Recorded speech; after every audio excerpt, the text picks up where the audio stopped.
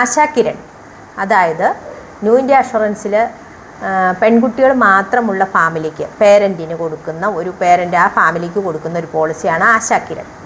ഈ ആശാകിരൺ പോളിസിയിലെ ബെനിഫിറ്റുകൾ അത് എന്തൊക്കെയാണെന്നുള്ളതാണ് ഞാനിത് പറയാൻ പോകുന്നത്. New India Ashakiran policy health coverage എന്ന് വെച്ചാൽ health insurance protection for family having only girl children, പെൺകുട്ടികൾ മാത്രമുള്ള ഫാമിലിക്ക് കൊടുക്കുന്ന പോളിസിയാണ്. 50% discount on health insurance premium for the girl children, അതായത് പെൺകുട്ടികൾക്ക് പ്രീമിയത്തിൽ 50% ഡിസ്കൗണ്ട് ഉണ്ട്. അതുകൊണ്ട് പ്രീമിയം കുറവാണ് ഈ പോളിസിക്ക്.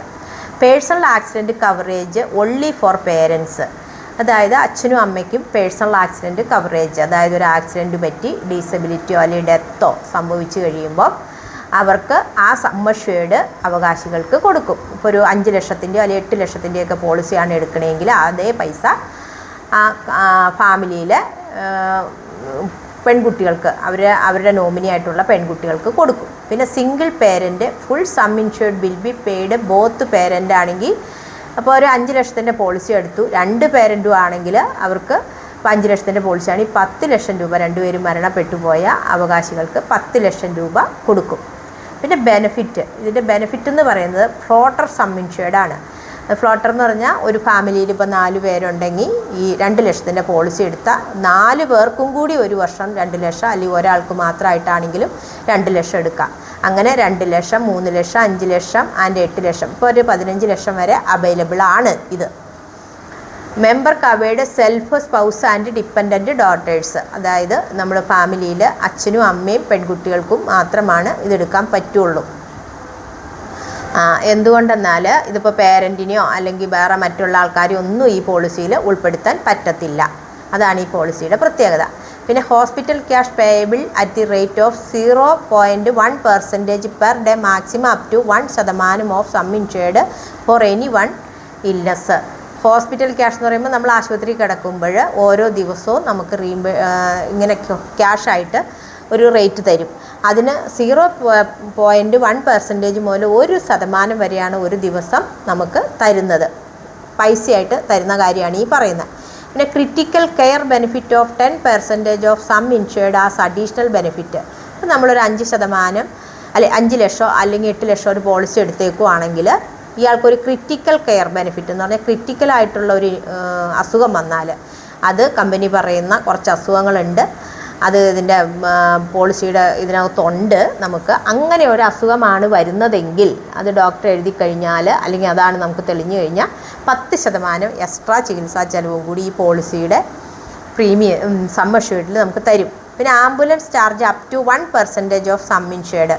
ഇപ്പോൾ ഒരു ആശുപത്രിയിൽ ആംബുലൻസിലാണ് അങ്ങോട്ട് കൊണ്ടുപോകണേ അല്ലെങ്കിൽ ഇങ്ങോട്ട് ആംബുലൻസിൽ തിരിച്ചു കൊണ്ടുവരുമ്പോൾ സം അഷ്യൂർഡിൻ്റെ, അതായത് ഇപ്പോൾ ഒരു 5 ലക്ഷം ആണെങ്കിൽ അതിൻ്റെ 1% എന്ന് പറയുന്നത് 5000 രൂപ വരെ നമുക്ക് ആംബുലൻസ് ചാർജ് തരും.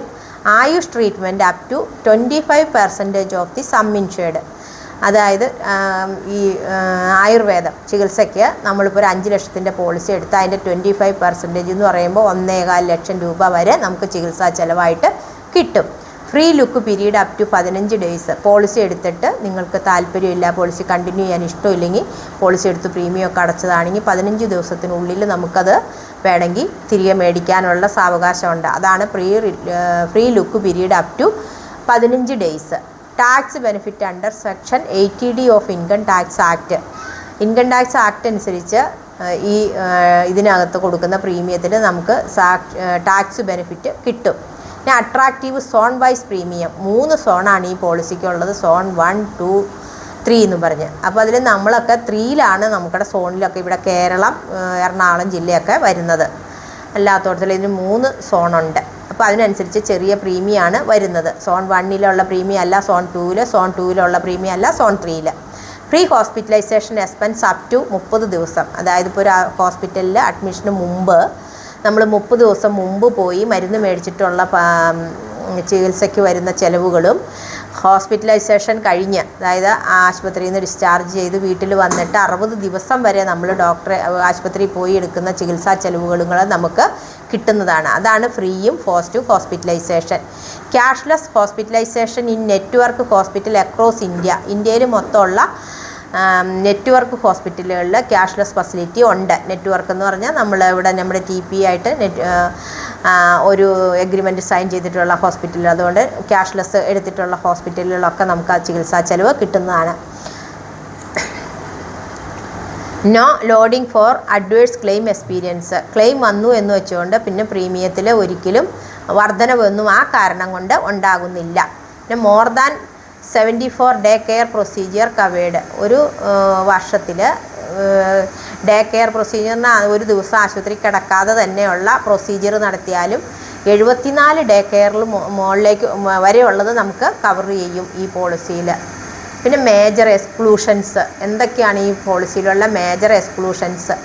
Treatment of any pre existing condition disease will not be paid until 48 അല്ലെ 48 months of continuous coverage of such insured persons have elapsed. Pre existing ആയിട്ട് നമ്മളൊരു പോളിസി എടുക്കുമ്പോൾ നിങ്ങൾക്ക് എന്തെങ്കിലും അസുഖം ഉണ്ടോ എന്ന് ചോദിക്കുന്ന ചോദ്യത്തിന് ഉണ്ടെങ്കിൽ അതിന് ഉണ്ടെന്ന് പറഞ്ഞിട്ടുണ്ടെങ്കിൽ 48 മാസം കഴിഞ്ഞാണ് നമുക്കതിനകത്ത് കവറേജ് കിട്ടത്തുള്ളൂ. അതാണ് ആ പറയുന്നത്.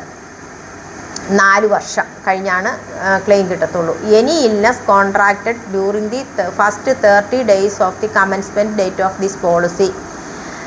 30 ദിവസത്തിനുള്ളിലുണ്ടാകുന്ന ട്രീറ്റ്മെൻറ്റും നമുക്ക് കവർ ചെയ്യില്ല. അങ്ങനെ ഉണ്ടാകുന്ന അസുഖങ്ങൾ കവർ ചെയ്യില്ല. Waiting period of 24 months for named disease. പറഞ്ഞിട്ടുള്ള ഇത് ഫ്രീ എക്സിസ്റ്റിംഗ് നിലവിലുള്ള അസുഖങ്ങൾക്ക് 48 മാസം കഴിയണം. ഇതിനകത്ത് കാണിച്ചിട്ടുള്ള മറ്റ് അസുഖങ്ങൾക്ക് 28 മാസം, അതായത് 2 വർഷം കഴിഞ്ഞാണ് കവർ ആരംഭിക്കുകയുള്ളൂ. Waiting period of 48 months for age related disorders. Age related ആയിട്ടുള്ള ഡിസോർഡേഴ്സിനും 48 മന്ത്സ് കഴിയണം. 48 മാസം കഴിഞ്ഞാലാണ് നമുക്ക് കിട്ടത്തുള്ളൂ. Payment or consumption or in respect of death, injury or disablements directly or indirectly arising out of or contributed to trackable to any disability already existing on the date of commencement of this policy. ഇതിന് ഈ policy തുടങ്ങുന്നതിന് മുമ്പുള്ള ഡെത്തോ ഇഞ്ചുറിയോ അങ്ങനെയുള്ള കാര്യങ്ങളൊന്നും ഇതിനകത്ത് traceable അല്ല എന്നാണ് പറയുന്നത്. പോളിസി എടുക്കുന്നതിന് മുമ്പുള്ളതൊന്നും നമുക്ക് കവർ ആവില്ല. Dental treatment or surgery of any kind unless necessitated by accident and requiring hospitalization. Accident മൂലമുണ്ടാകുന്ന ഡെൻ്റൽ ട്രീറ്റ്മെൻറ്റ് മാത്രമാണ് കവർ ചെയ്യുള്ളൂ. അല്ലാതെ പല്ലിൻ്റെ മറ്റുള്ള ട്രീറ്റ്മെൻറ്റുകൾക്കൊന്നും കവർ ഈ പോളിസിയിൽ കിട്ടത്തില്ല. Maternity expense treatment arising from or traceable to pregnancy, miscarriage, abortion or complications. ഇതിനകത്തുണ്ടാകുന്ന ഇങ്ങനെ മെറ്റേണിറ്റി സംബന്ധമായിട്ടുണ്ടാകുന്ന കവറേജുകൾ ഇങ്ങനെ വരുന്ന കോംപ്ലിക്കേഷൻസ് ഒന്നും കവറേജ് ചെയ്യുന്നതല്ല. Genetic disorders and steam cell implantation of surgery ഇതും എക്സ്ക്ലൂഷനാണ്. ഡൊമിസിലറി ഹോസ്പിറ്റലൈസേഷൻ, വീട്ടിലുള്ള ഹോസ്പിറ്റലൈസേഷനും നമുക്ക് വീട്ടിലൊക്കെ കിടന്ന് ചികിത്സിക്കുന്നുള്ള ഹോസ്പിറ്റലൈസേഷനും നമുക്ക് കിട്ടത്തില്ല. പിന്നെ major conditions communication. You must send all communications or documents to the TPA for health claims and to the policy issuing office for personal accident claims or any other matter. എല്ലാം ഇതും TPAക്ക് അയച്ചു കൊടുക്കണം എന്നാണ് പറയുന്നത്. TPA for health claims and policy issuing office for personal accident claims for any other matter. Personal accident claim ഒക്കെ വന്നാൽ ഇത് TPAക്ക് അയച്ചു കൊടുക്കണം.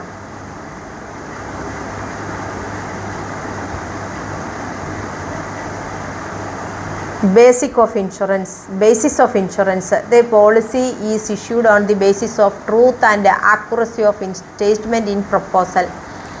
പ്രപ്പോസലിൽ പറഞ്ഞിരിക്കുന്ന കാര്യങ്ങളെല്ലാം കൃത്യമായിരിക്കണം എന്നാണ് ബേസിസ് ഓഫ് ഇൻഷുറൻസിൻ്റെ അടിസ്ഥാനം. Premium unless premium is paid before commencement of risk the policy shall have no effect.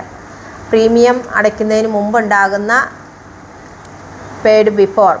അടയ്ക്കുന്നതിന് മുമ്പുണ്ടാകുന്ന ഒരു റിസ്ക്കും ഇതിന് കവറല്ല എന്നാണ് പറഞ്ഞിരിക്കുന്നത് ഈ പോളിസിയുടെ കണ്ടീഷൻസിൽ.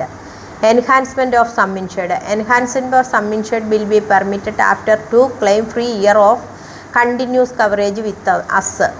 ഈ പോളിസി ന്യൂ ഇന്ത്യ അഷുറൻസിൽ എടുത്തിട്ട് 2 വർഷം ഒരു ക്ലെയിമും ഉണ്ടായില്ലെങ്കിൽ മാത്രമാണ് ഇതിൻ്റെ സം അഷ്വേർഡ് എൻഹാൻസ് ചെയ്യാൻ, അതായത് കൂട്ടാൻ പറ്റുള്ളൂ.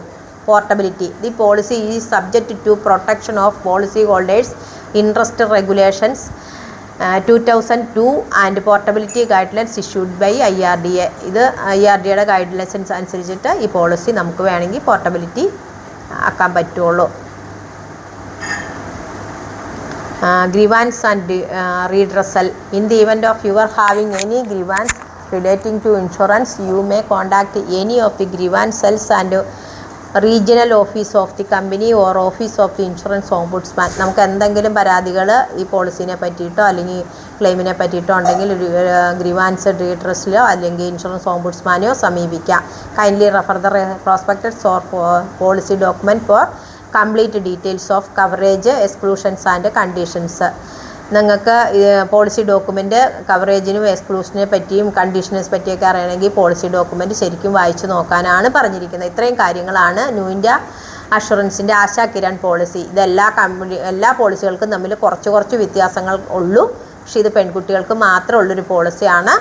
പെൺകുട്ടികൾ മാത്രമുള്ള ഫാമിലിക്ക് കൊടുക്കുന്ന പോളിസി. 2 പെൺകുട്ടികൾ വരെയുള്ള ഫാമിലിക്ക്, 1 പെൺകുട്ടി 2 പെൺകുട്ടി ഉള്ളവർക്ക് കൊടുക്കാം.